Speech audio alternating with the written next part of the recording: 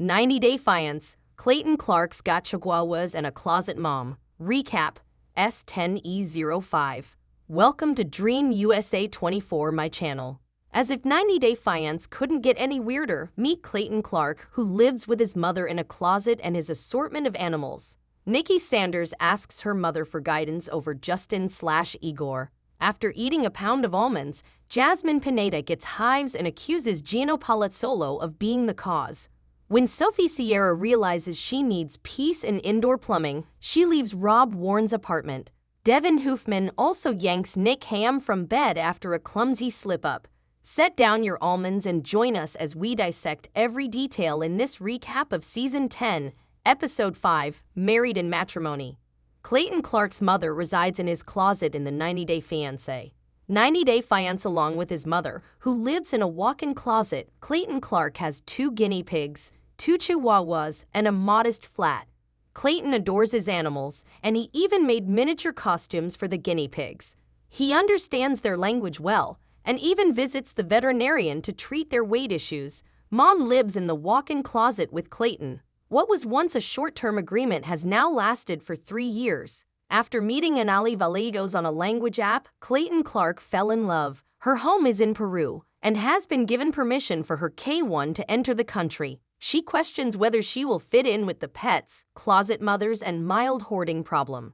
When he tries to eliminate some clutter to make place for his fiancée, Mother Clayton becomes agitated and relocated to a real garage filled with unused guinea pig costumes, Christmas tins, and unopened souvenirs. 90 Days Fiance doesn't back down from eccentrics for sure. Over 10 years ago, Clayton Clark, an enthusiastic gamer, met his best buddy on a gaming website.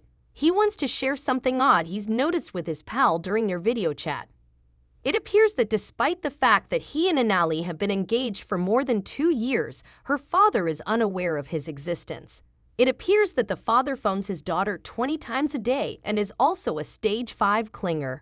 Perhaps he ought to remain with guinea pigs. Nikki Sanders asks her mother for advice on her 90-Day Fiance. 90-Day Fiance Nikki Sanders laments Justin and Igor's lack of intimacy. She feels unworthy and is fed up with spending money on him when he refuses to give in to her.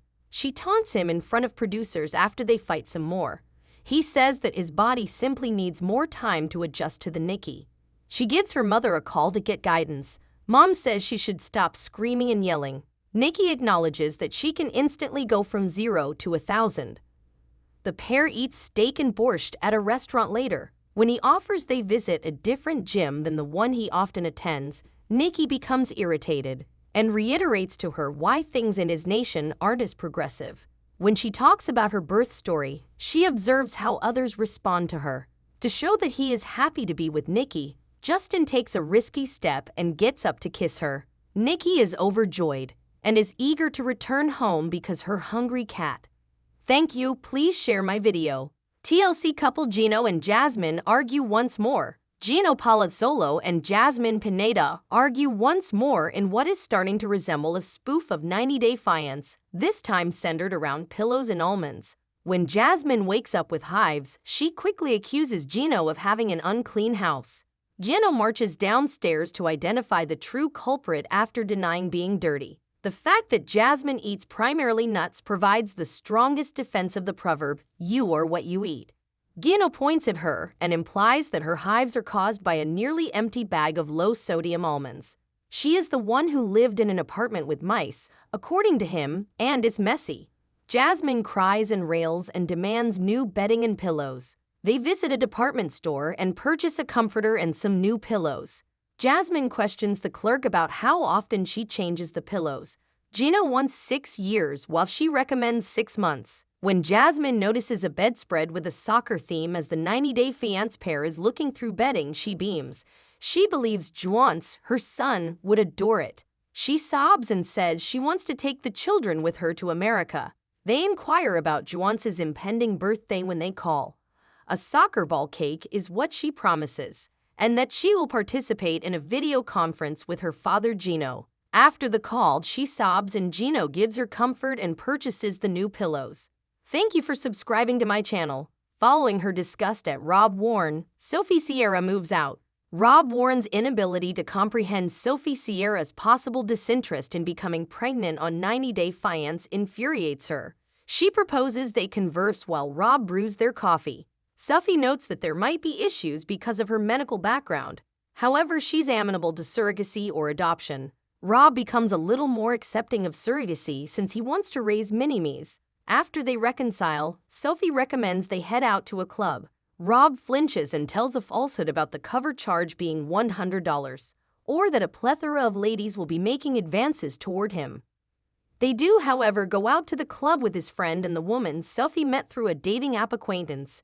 As the cocktails flow, Sophie muses on when she should tell Rob that she's bisexual. But she is not given the opportunity. When Sophie prances through Rob's phone, she discovers some lewd video footage from other girls. She then gathers her belongings and moves into a lovely apartment with natural lighting. You go, lady. Nick Ham breaks the wind instead of the bed in 90 Day Fiancé. Nick Ham and Devin Hoofman, the 90 Day Fiancé rookies, tour Seoul, South Korea, his birthplace. Devin acknowledges that it's a long way from her quiet Searcy, Arkansas hometown. She finds 24-hour karaoke to be impressive and savors hot food from the street that is skewered. Nick worries that his parents won't accept the marriage if they don't think Devin is a good fit. He tries to impart to her the fundamentals of meeting the parents in South Korea. The two had some pillow chat in the morning of the following day. However, it appears that Devin Hoofman was too exhausted for anything, including karaoke, and had Nick Ham get out of bed for showing off. Nick's spicy chicken is always a risk. He assists her in choosing an attire for her family meeting. But given that his mother is a serious career woman and his father isn't very amiable, there are concerns. Naturally, Devin feels anxious because it is her responsibility to win their acceptance. To the next one.